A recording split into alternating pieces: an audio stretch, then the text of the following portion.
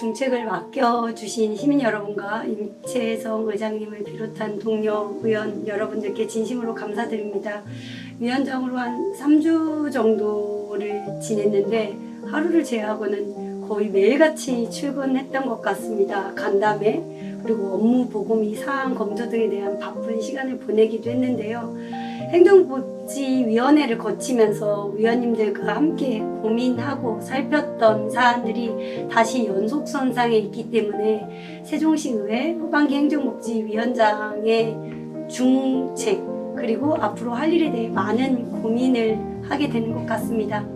두 가지를 좀 꼽을 수가 있겠는데요. 세종시는 한 24% 이상이 저희 미성년자 아이들이 있습니다. 그렇기 때문에 소아응급의료센터 개소를 좀 꼽고 싶습니다. 세종 충남대병원 소아전문응급의료센터는 지난 4월 7일에 보건복지부로부터 최종 지정 통보를 받았고요. 그 이후에 집행부 및 세종 충남대병원과 함께 지속적으로 소아응급의료 진료체계 구축의 필요성과 발전 방향에 대해서 논의했습니다. 이것들을 첫 번째로 좀 꼽고 싶고요. 두 번째는 얼마 전에 23일 날 재개관했던 세종문화예술회관 리모델링을 좀 꼽고 싶습니다. 구도심과 신도심의 문화예술 격차 해소 그리고 지역 균형 발전을 위해서 강준영 국회의원님이 특교세 12억 원을 확보해왔고요. 저희 행정복지위원회에서 시민들이 좀 그 휴관기간을 최소화하고자 12억 원을 추경해서 확보했습니다. 그 24억 원을 바탕으로 해서 23일 날 재개관된 세종문화예술회관이 앞으로 저희 구도심에서 지속적인 지역경제 발전과 문화예술을 위해서 명소로 좀 남을 수 있도록 저희들이 노력하겠고 또 노력한 것들을 꼽고 싶습니다. 사실 싱싱장터 4호점은 시민들이 좀 염원하고 있던 것이기도 하고 저희 주민들의 수건 사업이기도 합니다. 그래서 저 역시도 이 싱싱장터 4호점이 빨리 오픈했으면 좋겠다 하는 마음을 가지고 있는데요. 사실 싱싱장터 4호점은 지난 2019년부터 굉장히 많은 고민 그리고 계획을 바탕으로 해서 이루어졌다가 2022년도에 국비가 반납할 뻔했던 일이기도 했었습니다. 그럼에도 불구하고 당시에 정경식 동장님하고 발로 뛰어서 저희가 2022년 9월에 착공식을 하고 착공식 이후에 지금까지 공사를 좀 하고 있습니다. 분명히 시민분들께서 4호점을 빨리 개장했으면 좋겠다고 하는 부분도 있겠지만 제 입장에서는 싱싱장터 4호점이 재개관만을 하는 것이 중요한 게 아니고 능사가 아니고 이 싱싱장터 4호점이 그 역할을 할 수 있기 위해서 좀 나름대로 많은 고민을 하고 있습니다. 첫 번째는 이 안에 주민들만이 좀 상점을 오픈해서 그것들을 다시 소담동으로 환원할 수 있게끔 저희가 입점업체를 좀 선정을 했는데요. 그것들이 세종시의 선도 모델이 됐으면 좋겠다는 희망을 가지고 있고요. 두 번째는 얼마 전에 또 화재가 났기 때문에 주민분들이 더 걱정하실 것 같습니다. 그럼에도 불구하고 크게 인재 없이 좀 잘 진화가 됐고 그것들로 하여금 준공이 늦춰질까 고민도 하시겠지만 그 부분까지도 저희들이 LH와 행복청과 함께 살펴가면서 더 체계적으로 이후에 하자 보수가 없게끔 더 꼼꼼히 살피겠다는 말씀을 드릴 수 있을 것 같습니다.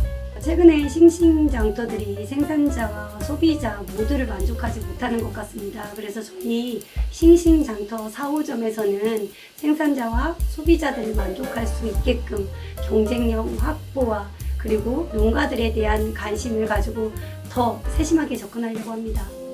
우선은 저희들뿐만이 아니고 모든 시민들의 염원이기도 할 텐데요.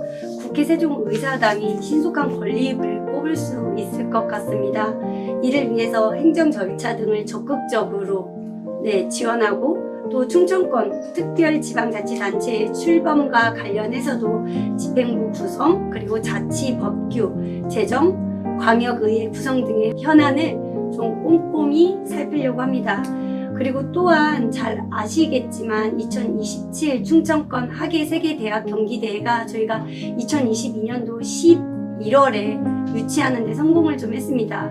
그럼에도 불구하고 홍보 부족으로 많은 시민들이 알지 못하고 있거든요. 그래서 이 부분에 대해서도 홍보할 수 있도록 노력하고, 차후에 2027 하계세계대학 경기대회가 성공적으로 개최 이후에도 전 세계적으로 선도 모델이 될 수 있게끔 지속적으로 노력하려고 합니다.